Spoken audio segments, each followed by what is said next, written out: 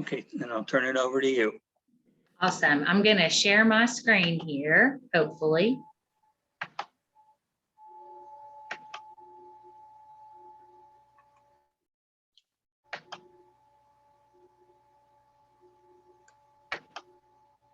There we go.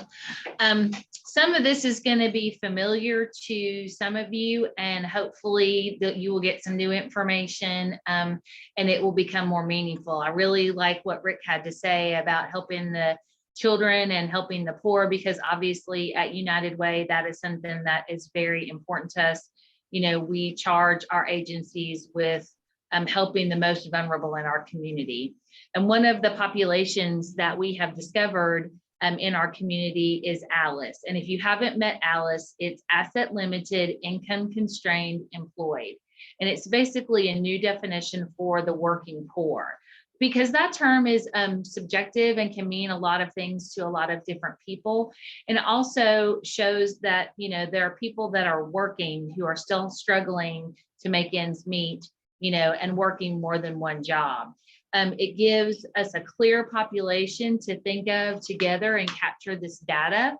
Employed can also mean retired. It's basically referencing anybody who is bringing a steady income into their home.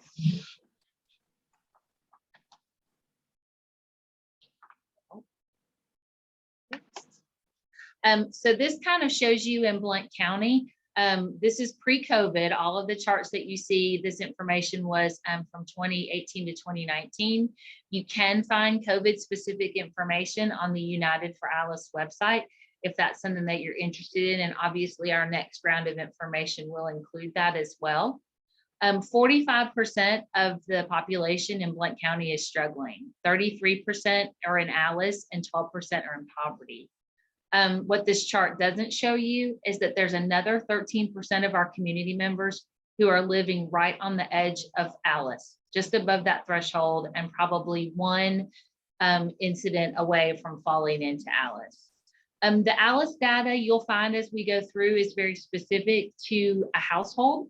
The federal poverty line is just a general line. As far as like if it's a 3-person family, it doesn't matter what the makeup is, it's, you know, the same across the board.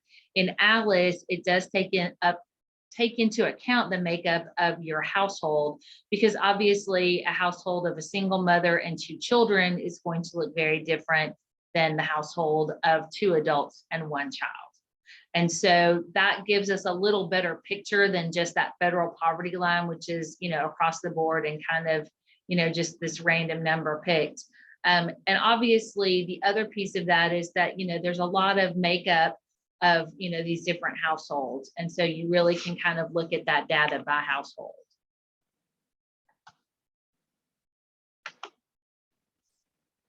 So this is just an overview of the labor force. This is Tennessee, but Blount County in the data generally falls in line with the Tennessee data. One of the things to look at is only 24% of the people who are employed are full-time salaried positions. And obviously a full-time salaried position involves a lot more than just that consistent salary. You also have benefits, health benefits, paid time off, like, you know, what you're going to make, you know, every single week. It's the same. Obviously with that full-time hourly, you know, you could have a really great week or you could have a really bad week, depending on how much, you know, you're needed. And then when you're looking at the unemployment rate in 2018, it was 3%. As of July, we were almost at 3.4. We're probably about that, or maybe even a little below. So we're back to pre-COVID unemployment rates. The one thing that you can look at is that 23% that not in the labor force. That's broken down. 1/3 of that is people who are in school and choosing not to work, either high school students or college students, because this takes into account 16 and over. 1/3 are stay-at-home adults who have chosen to not work and take care of children or aging parents. And then the final 1/3 are those people who are deemed medically unable to work. And I think, you know, there's a lot of discussion about, you know, why there are so many job openings. And I think a lot of people discovered during COVID that they didn't have to work, or that it was more economically feasible for them to be at home than paying for childcare or supportive care for elderly adults. And so they have chosen to not re-enter the workforce. And so I think that's a lot of what we're seeing. And then it's important to note too that there's not a lot of people who are taking advantage of the system. That's one thing that you hear a lot of, is that there are people who are not working and taking advantage of the system.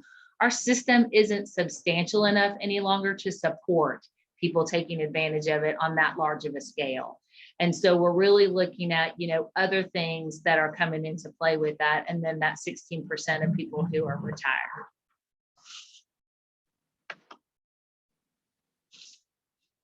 So why are so many people living as ALICE? One of the things that you can look at is over the last 10 years since the recession, household income has increased by about 15%, but household expenses have increased by 31%. So that's a 2 to 1, increase of expenses over our income. And the largest impacts that we see on our household budgets are medical expenses, healthcare expenses. Those have risen by 64%.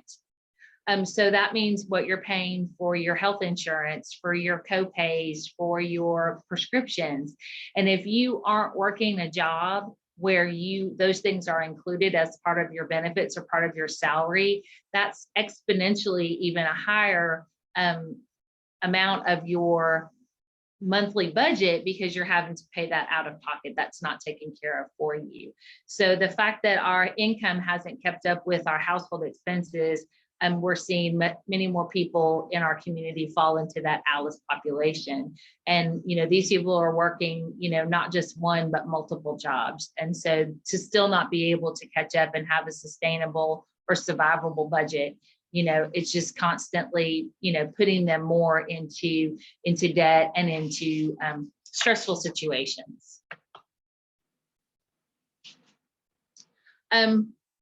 One of the things that we look at when we're looking at this ALICE information is that 81% of female-headed households are living as ALICE or below, and female-headed households are generally single mother homes. We don't have a large minority population in Blount County, but there are large disparities in income where 67% of Blacks and Hispanic families are living as ALICE. And then 75% of households that are headed by 25-year-olds or under are living as ALICE. And that's not college students who are living on ramen noodles and just kind of falling into their parents, under that survey. This is 25-year-old and under who are considered heads of households. So they are living away from the support of older adults. And they're starting their lives in debt, and they may never be able to get out of it because, once you start there, that's the other thing. A lot of this ALICE data and these budgets don't take into account like what you're coming into as far as debt, whether that's student debt or medical debt or anything like that, because that's such a, that can be so different for individuals. But, and if you aren't able to get out from that, you're never able to get ahead. So you can see that ALICE is spread all over the community, even in areas where you might consider to be affluent neighborhoods. That's one of the things that has been an ongoing thing in Blount County, is you can't just point to a certain section and say, well, that's where, the poverty and, ALICE is. It's all over the county, especially because there are certain places that are so rural, that you can't get to. There's no transportation, there's no ability to move out of that. And so we really kind of see it across Blount County. And one of the things, so this is a lot of negative and a lot of heavy stuff, but I'm going to tell you why it's important. With United Way, 81% of the grants we provide go to ALICE households. We support services that impact all socioeconomic statuses too, like domestic violence and addiction and mental health. But a majority of our work goes to ensure that ALICE is supported. And that can look like a lot of things, because one of the things that we recognize is that somebody that's coming in, to say Good Neighbors to get assistance with utilities or rent is probably needing help in other areas. And so really kind of trying to find out that what that looks like across the board and how we can be like wraparound services, because we find that once you can get somebody, you know, stable in one area, then they can begin to kind of find that stability in other areas as well. And this is kind of what that looks like, you know, where we're talking about improving technology or helping people save money, improved healthcare, all of those areas that we can assist with, you know, help make someone's ability to save money and start that upward turn out of poverty and or ALICE, you know, that makes a big difference in somebody's life. And it's usually not just one thing, it's a lot of things. And so we see a lot of agencies doing a lot of different things to provide, you know, access to those services, you know, so that they can and do those things safely and well. There's a lot of data as far as, you know, across the board that you can look at as far as this ALICE data. But one of the things that's, you know, really important for us is the work that we continue to do and that we're asking our agencies to do. But, you know, what can you all do to come alongside us and do this work? Think about what your sphere of influence is in your congregations or, you know, in your social groups. And what can you do? How can you spread the word? You know, I'm in Leadership Blount, and we're talking a lot about how to educate employers about ALICE. And one of the things is that one of the gentlemen in my group is from Denso, and it struck home to him after we had the ALICE presentation for our group and the poverty simulation was that, you know, what they could do to help those people living in ALICE is those are their employees. So to help their employees helps their business. And so how can we, you know, impress that upon businesses that are coming in to Blount County or that already exist in Blount County to recognize that we need to be able to make living in Blount County possible for everybody who's here in Blount County, not just for the select few. So it just takes a lot of us doing a lot of different things to move our community forward. Do y'all have any questions about any of this information? I know I like just rattled off a whole lot of stuff. Wendy loves data.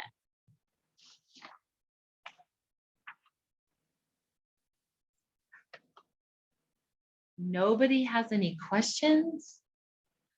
It's because I've done such a good job about explaining it. Well, I don't have a question necessarily, Lisa, about ALICE per se, you know, Okay. because, you know, I'm really, really engaged with you guys in that and love the data that you're presenting. The one thing that I would like to ask and ask you to elaborate on, if you can at this point, is you've done a lot of the awareness teachings about ALICE all over the county. What do you think are next steps for United Way in moving from the awareness phase into more of an action phase? And how can BCEAC help in that regard? Absolutely. Well, one of the things is in January of 2020, one of our major plans of work was this ALICE education. You know, we had started with the town hall and then really had started to, and then as we all know, you know, March of 2020, the world kind of came to a screeching halt. And so we've kind of picked that back up, and it really is kind of figuring out what those next steps are, figuring out what that education, where we still need, you know, that education piece. But then, you know, yeah, what can we do? What's the next piece of that? And that's, like I said, one of the things that we're working on with our Leadership Blount is, you know, I really feel like it's important for employers to be aware of what that looks like and why that's important. I think the other thing is, you know, once we've, like you said, once we've educated people and what can we do to move that forward? And I think that's kind of where we are in the process now. We kind of got a little delayed in our education piece, but I think that's the thing. And we've got Sarah in our office that's working as part of a grant that we got from our Conic. And that's really kind of what she's charged with is what's the next piece in our Alice information and presentations, and what do we do to move that forward. I think it's something that we're asking our agencies to look at when they're doing their allocations. The other piece is it's helping us to see where those gaps are. You know, who are we not reaching, you know, in that population, and why? Are they is it just simply a gap of, you know, that we didn't, what's a need that we haven't recognized? I think, is it communication? Are people not aware that are there certain pockets of the population that aren't aware that these agencies or services are out there? And how can we build those relationships so that people feel comfortable coming into these different agencies in these different places to ask for that help? You know, where do we break down that barrier for asking for assistance? You know, because there are a lot of people it's a pride thing. And, you know, I think a lot of people, one of the things with COVID is that a lot of people who hadn't ever had to access services were having to access services. And so what did that look like? And, you know, if I'm somebody who's always had to access resources, I kind of know the lay of the land. If I'm somebody who's like dipped into Alice, you know, because of COVID or because of a loss of a job or something like that, I really don't know how to navigate that. And I think that's one of the barriers, is where do we figure out how to reach those people that need help but just don't know where to get it. So that's kind of the things that we're working on with our agencies. And I think that's another piece that the community could absolutely, you know, any and all assistance that, you know, if there's a gap that you see or a barrier that you see that needs to be addressed, you know, let's head on and try to figure out like what that looks like. Because I think the more we build relationships with people in different areas of the community, the more they trust us, the more they recognize that we're not, you know, it's not a negative to ask for help. It's, you know, what can we do to help you move forward? What can the community do to wrap themselves around you in a time where, you know, you just kind of stumbled? And so I think that's, you know, kind of where we're looking. Does that answer your question? I hope. Yes, it does indeed. And it brought up 2 or 3 things that I think, yeah, will spur some other kinds of comments and conversation as well. Joan, we saw your hand. Yes, I was just thinking as you were talking, Lisa, and your question, Sharon, at the library, I talked to a lot of people who were in this new Alice phase. You know, they were newly in the area of needing assistance. And like you said, they just plain didn't know where to go to get it. And I was just thinking, one of the things that I think would be really helpful would be if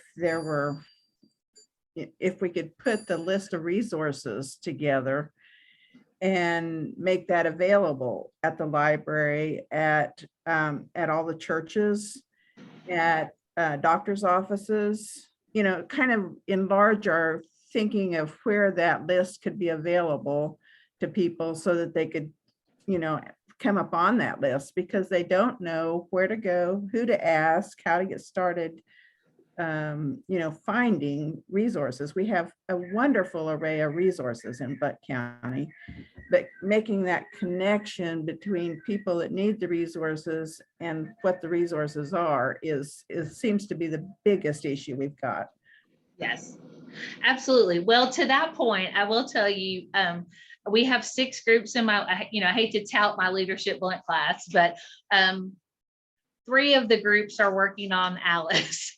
And one of the groups is exactly addressing that. Like, how do we get resources, information about resources into the hands of people who need them?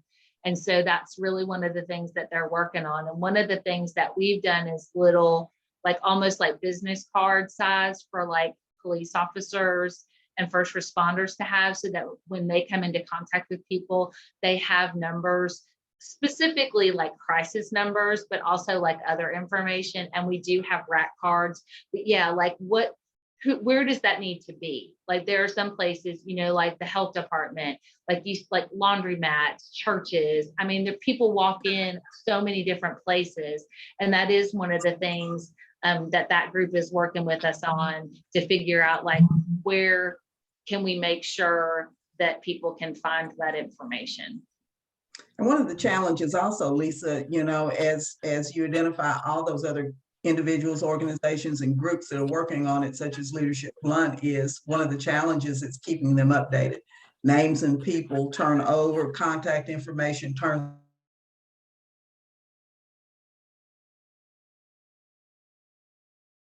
to keep that updated. Those of us who deal with it every day, we know, and we assume that somebody else is keeping track of that, and that's a bad assumption.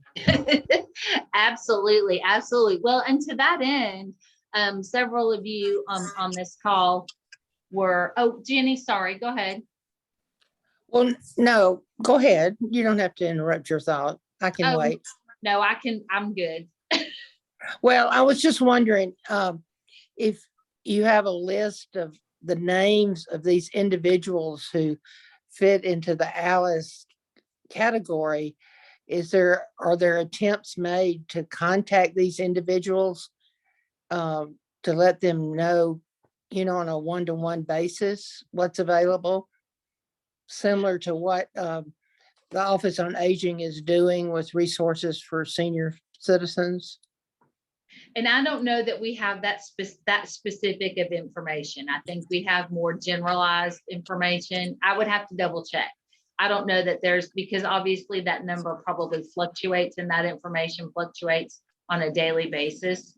So it would be hard to have that specific, contact data.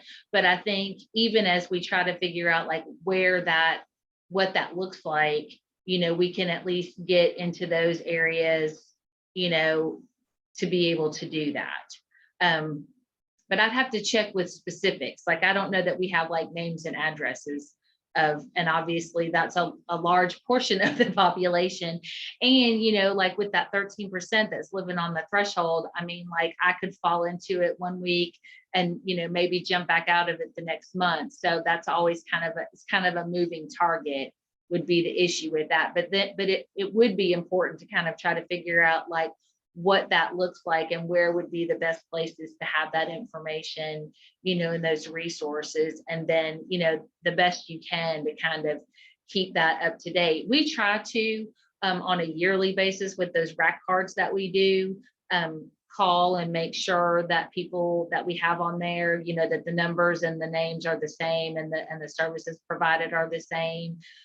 With that 211, that's another just really general resource. If you blank out on anything else, you can always tell somebody to call 211. And a lot of agencies, not just Blount County, but regionally, will update that information with the services they provide. And sometimes that's really a little bit more comprehensive, because a lot of times there are churches that if they have extra money, they're doing gas cards or food or hotel stays. And we don't even really, like I tell people, I don't know what churches are doing that, because that changes too. But what I was going to say before is that we had a homelessness meeting, just because there's so many people out there working with homelessness right now, to kind of look at, what that looks like, who's doing what, and kind of get a flow chart, which I sent to Robert, to kind of send out to y'all by email so that you would have that, so that when people are calling or when people are needing assistance, they're not kind of getting well, I'm not sure who's doing that now, so call here, call here, call here. That, very specifically, if they are homeless and they do not have children, they're getting referred to a place to stay, so that they can get referred out, as they need to for case management or whatever. And then if they have children, starting with the family resource centers and then maybe progressing into Family Promise if that's a good fit for them or something else. So we're kind of trying to keep on top of what that looks like. So there's a lot of that too, making sure that, when we're providing this information to people, they're not just having to make these calls and being like, well, we don't do that, or we can't help you, so here, call here. So that's the other thing that we're trying to stay on top of, because I think that's a barrier that people don't want to keep continuing to tell that story. And so we're looking at some options for, kind of following that New Hope, one story, one time, one place, because it just does. I can imagine that it gets very disheartening. I know just even calling customer service and have, with a complaint or an issue and having to tell that story multiple times, that just gets overly frustrating. And I can't imagine if I'm in the middle of like this crisis and just having to keep explaining, especially if I'm embarrassed about it, then that's just like compounding that trauma, over and over and over again. Like, I just got to keep telling this sad story. And then I just am like, forget it, and it's just not worth it. I'll figure it out. And so, kind of trying to figure out like what that looks like as well. So have you thought about having some kind of a clearinghouse where, people could go to one spot and then be directed to where they need to go? Well, that's one of the things that we're looking at. Yeah. With that homelessness piece was that, kind of like place to stay is like that clearinghouse for homelessness. And then they, determine, and Kathy, correct me if I'm wrong, because I was on vacation when we had this meeting. So I was there, but I was somewhere else. But that was really one of the things that we're doing. And we are looking at not necessarily clearinghouses, but kind of ways to, like, if somebody calls in here and we know they need to go to Good Neighbors, that we could send like a referral. And so that all the information that we've collected, we could send to Good Neighbors, and then they have that information. And so that then they don't have to keep doing this the whole time. But there's a lot of different pieces out there. So we're trying to figure out like what's the best fit, because obviously we don't provide direct service here. So we're referring a lot of people. And so we need to make sure that we're doing that in the most effective way for our agencies and for the people that are needing those services. So that is something that we're definitely working on, because I do think that that's, can be a barrier for somebody if you just feel like, especially if you feel like you're getting the runaround. And it's, even though I know it's not that somebody doesn't want to help you in place, it can still feel like getting the runaround on the other end. Anybody else have any questions? Yes, I have. Okay. Do you talk to companies here in the county about Alice and help them to understand what their employees might be going through? Yes, that is one of the things that we are working on. And that's one of the things that we are in my leadership Blount class is talking about educating employers. And we really want to kind of identify like who needs to be part of that conversation. I think there's a lot of people that just think that, if I'm in Alice, that's my own fault and I'm just not working. And they don't have that concept of, that's not it. That's not how this works. We did, when we initially did it, Steve McGrew, that was the CEO out at Cornerstone, had recognized that they were not, that their employees were falling in that Alice population, and they went and increased the salaries of their employees because of that. And so that's our hope, is that we kind of, have these companies that are recognizing it. That was really something that Denso, because of the My Leadership Blount, we had an Alice presentation and a poverty simulation. And that was something that really struck with them, is that this is their employees. And so by doing this work and looking into this and learning about the Alice population, that they're not only, that they're helping their own company by helping their employees, because then you don't have that turnover, you don't have that absenteeism, and recognizing that, like, if you have a single mother and you offer her a supervisor position, but it's second shift and she turns it down, that there's a reason. It's not just necessarily that she doesn't want to do the work, but it's like, I don't have second shift childcare. And so what does that look like? You know, can the company provide second shift childcare? I mean, I don't know. But, you know, so those are some of the things to recognize that when people aren't showing up to work or are turning down, you know, if I'm going to get $1 raise, but I'm going to lose benefits, it's going to take me, like if I'm making $15 an hour and you're going to give me a raise to 16, I'm going to lose benefits. And it's going to take me until I'm making $19 an hour to regain what I lost. And you know, it's going to take me a while to get to $19 an hour.